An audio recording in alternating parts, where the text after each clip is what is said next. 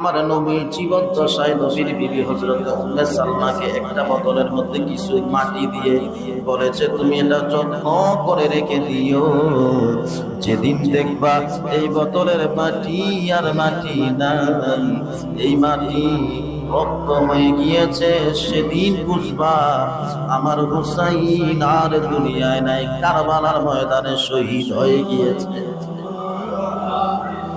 হযরতে উম্মে সালমা বলে, নবী গো, এই মাটিটা কোন জায়গার মাটি?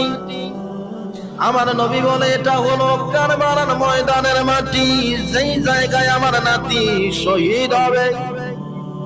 ও ভাইয়েরা, বাবার 61 হিজরিতে আসরের নামাজের পরে হযরতে উম্মে সালমা বলে, আমার একটু ঘুম এসেছে, আমি ঘুমের মধ্যে দেখি আমার নবীর চেহারা বড় একটা মলিন হয়ে গেছে।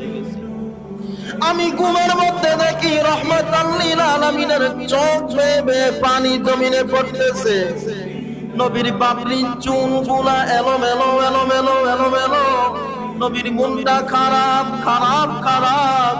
আমি স্বপ্নের মধ্যে বলি, নবী গো, আপনাকে তো অন্যান্য সময় স্বপ্নের মধ্যে হাসি খুশি দেখা যায়, আজকে আপনার চেহারাটা মলিন কেন? আমার নবীজি বলে, ও উম্মে সালমা, তুমি কি জানো না আমার কলিজার টুকরা হযরতে হুসাইন কারবালার ময়দানে শহীদ হয়ে গিয়েছে? ডাইন হাত তুলে বলেন আল্লাহু আকবার।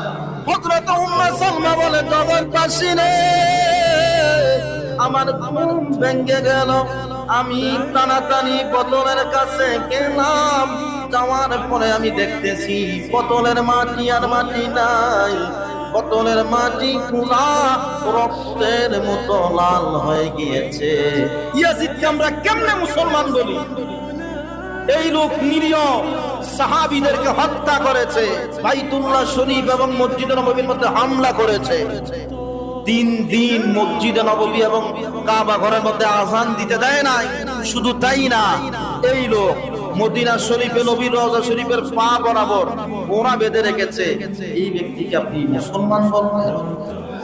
এই ব্যক্তি স্পষ্ট ভাষায় কাফের, এতে বিন্দু পরিমাণ কোনো সন্দেহ নাই। যারা